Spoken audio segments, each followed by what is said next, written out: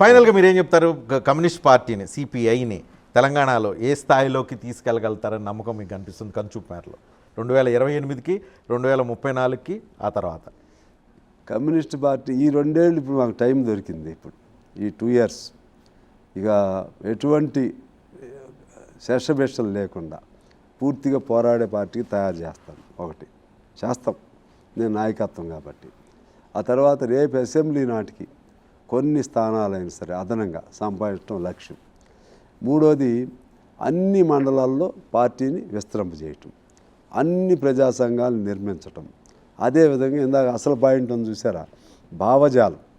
మనం ఎన్ని ఉన్నా సరే మనం అందరిని గౌరవిస్తాం, అన్ని మతాలను గౌరవించాల్సిందే, అన్ని కులాలను గౌరవించాలి.